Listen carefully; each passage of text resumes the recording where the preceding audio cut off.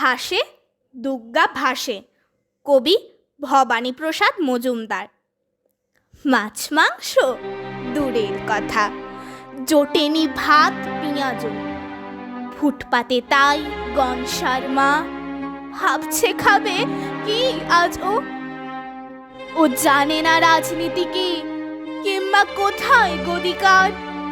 ও শুধু চায় দুমুঠো ভাত এবং রুটির অধিকার। গাড়ি বাড়ি চায় না কিছুই, সচ্ছলতা আর্থিকের। ও শুধু চায় দিন কেটে যাক গণেশ এবং কার্তিকের। বুকের দুধও শুকিয়ে গেছে, ঘুম ভাঙে তাই মাঝরাতে।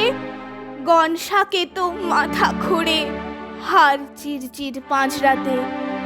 পেটে ছুঁচোয় কীর্তন গায়, ঢাক ঢোল খোল করতালে। এইভাবে কি কাটবে জীবন নিত্য হাঁড়ির হরতালে? আলোর মেলায় রঙের খেলায় মাইক্রোফোনের উৎপাতে। দশভুজা দুর্গা হাসেন, দুর্গা কাঁদে ফুটপাতে।